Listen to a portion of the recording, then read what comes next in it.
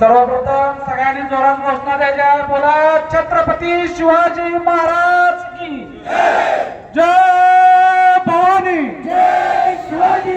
विशाल दादा तुम आगे पढ़ो, हम तुम्हारे साथ हैं, विशाल दादा तुम आगे पढ़ो।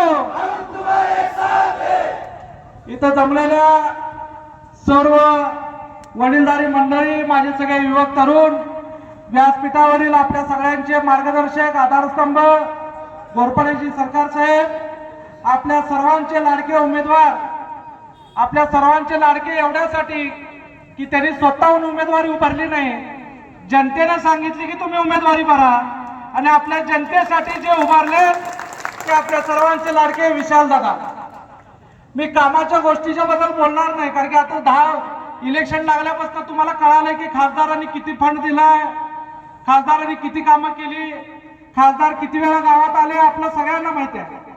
पण माझी विनंती आहे बंधूंनो, आपण सगळ्यांनी युवकांनी इलेक्शन ताब्यात घेतलेले आहे, जनतेने ताब्यात घेतलेले आहे। येणाऱ्या 7 तारखेच्या मतदानाच्या दिवशी आपल्या सर्वांना मतदानासाठी बाहेर पाडणं, आपला लिफाफा चिन्ह जनतेपर्यंत पोहोचवणं सगळ्यात महत्वाचं आहे। येणाऱ्या काळामध्ये आपल्याकडे अनेक लोक फिरतील। हल्ली आता काय झाले, 4-5 दिवस कुठल्याच गावात रिस्पॉन्स नाही। मला आवर्जून सांगावं लागेल की परवा दिवशी विशाल दादा खासदार मिरजेत प्रचार करत होते, आणि आमच्यासारख्या नगरसेवकांवरती भाषा बोलायला लागले की यांना ठेचून काढू, यांना पाडू। जनता विचाराले, अरे खासदाराचा उमेदवार आहे का महापालिकेचा उमेदवार आहे? कारण की आलाय खासदाराची मतं मागायला आणि बोलायला नगरसेवकावर। कारण असं आहे की त्यांच्याकडे काय बोलायला शब्दच नाही। मी काम केलंय म्हणून सांगू शकत नाही, एक एज्युकेटेड चेहरा नाही त्यांचा, त्यामुळे भविष्याचं विजन नाही। इथं बसलेला माणूस हा एज्युकेटेड आहे। आम्ही खात्रीनं सांगू शकतो की येणाऱ्या 5 वर्षामध्ये आपल्या ग्रामीण भागामध्ये युवकांना कामगार काम मिळण्याच्या दृष्टीनं, युवकांना युवक उद्योजक घडवण्याच्या दृष्टीनं 24 तास मदत करणारा माणूस म्हणजे विशालदादा पाटील आहे।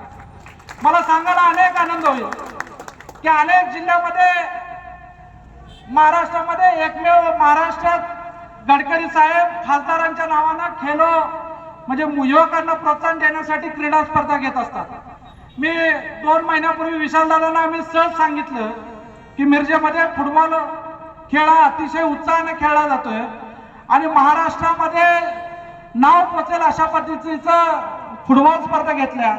मला सांगायचा उद्देश एवढा आहे की भविष्यामध्ये आम्ही सुद्धा ज्यावेळी विशालदादा खासदार होतील त्यावेळी ग्रामीण भागातल्या खेळाडूंना प्रोत्साहन मिळण्यासाठी दरवर्षी खासदार क्रीडा महोत्सव आपण घेणार आहोत, आणि दादाने ते जाहीरनाम्यामध्ये पण लिहिलेलं आहे। परत आपल्याकडे अनेक 4-5 दिवसांना काही भांडवलं फिरतील की आपल्याला या खासदारांना मत द्यायचं नाही, आपल्याला मोदींना मत द्यायचं आहे। कारण की आता या खासदाराचं नाव घेतलं तरी लोक दारात थांबवणार, आणि त्यामुळे मोदींचं नाव घेऊन मत मागतील। खरं बंधूंनो, मनापासून विचार करा, 10 वर्ष आपण कुठलीही न बघता मोदींच्या नावावर यांना मत दिलं, पण मत मागण्यापुरतं मोदींचं नाव घेतात, आणि 5 वर्ष माणूस फिरकत सुद्धा नाही। परत येतील की आपल्याला हिंदुत्वासाठी मोदींना निवडून द्यायचं आहे, हिंदुत्वासाठी संजय काकांना मत द्यायचं आहे। पण मला अभिमानानं सांगावं लागेल, विशालदादा, वसंतदादा घराणा हे सगळ्या समाजाला घेऊन जातात, कुठल्या समाजाचा द्वेष करत नाहीत। पण मिरजेसारख्या शहरामध्ये, ग्रामीण भागामध्ये सुद्धा गणपती असेल, शिवजयंती असेल, रामनवमी असेल, बोलवल त्या मंडळात, बोलवल त्या डॉल्बी समोर मी वसंतदादाचा नातो आहे म्हणून कधी गर्व करत नाही। 4 पोरांनी जरी सांगितलं की दादा इथं नाचायला लागतंय, माणूस सगळं सोडून तिथं नाचतो फक्त आपल्या हिंदू धर्मासाठी। आणि अशा लोकांना म्हणजे हिंदू धर्म असेल, परवा बौद्ध समाजाची मोठी रॅली झाली, दादा ट्रॅक्टरवर थांबले होते। म्हणजे मनात कुठलीच भावना नाही की मी कुठल्या समाजाचा, मी कुठल्या समाजासाठी येतो। मनात एवढीच भावना आहे की गरीब सर्वसामान्य जनता ही आपल्या सोबत असली पाहिजे, आपण जनतेसाठी काम केलं पाहिजे। आणि आताचे इलेक्शन अस्तित्वाचे आहे। समोर बघितल्यानंतर 70, 80, 90 वर्षाचे बरेच लोक दिसत आहेत। खरं तर ही आताची लढाई ही वसंतदादा घराण्याविरोधात सर्वत्र एकवटलेली लढाई आहे। आणि मी सगळ्यांना विनंती करतो, आम्ही भारतीय जनता पार्टीमध्ये काम करत होतो, पण विशालदादाच्या अस्तित्वासाठी, वसंतदादांच्या अस्तित्वासाठी, वसंतदादांचं काहीतरी आमच्या घराण्यावर मोठं होण्यासाठी योगदान आहे, त्यांचं कृपा आमच्या घराण्यावर आहे. आणि म्हणून अशा वेळी आपण सगळं जात पात पक्ष बाजूला ठेवून विशालदादांच्या पाठीमागे राहण्याची आपली सगळ्यांना एक कर्तव्य आहे. आणि म्हणून मी गावातल्या सगळ्यांना विनंती करतो की मिरज पूर्व भाग पहिल्यापासून वसंतदादांचा आवडता मतदारसंघ म्हणून ओळखला जातोय. मिरज पूर्व भाग कैलासवासी विष्णू अण्णांचा आवडता म्हणून मतदारसंघ ओळखला जात होता. स्वर्गीय मदन भाऊंची पकड असणारा हा मतदारसंघ होता. आणि आपण कुठल्या पक्षात आहे आता महत्वाचं नाही, आपण कुठल्या गटात आहे महत्वाचं नाही.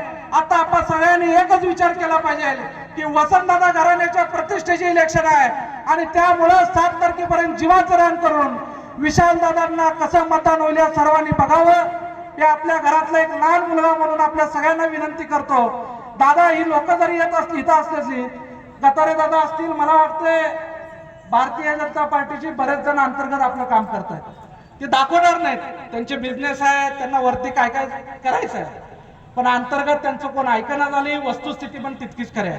आज इथं आल्याच्या नंतर एवढा उत्स्फूर्त प्रतिसाद बघितल्यानंतर मला विशालदादा पहिला वाटतंय आपण मतदान मागायला आलो का विजयाची सभा घ्यायला आलो मला हेच कळणार. आणि निश्चित मला आरक्षकांना एक मनापासून विनंती करायची आहे. आम्ही मिरज शहरातून तर लीडिंग नक्की देईल, पण आता तुमचं कर्तव्य आहे की शहरापेक्षा ग्रामीण लीड हे तुम्हाला विशालदादांना दाखवून द्यायचं आहे. आणि ग्रामीण मध्ये आरग मध्ये लीड मिळणं सगळ्यात महत्वाचं आहे. राजकीय दृष्ट्या सगळ्याच दृष्ट्या आरगानं छाती ठोकपणे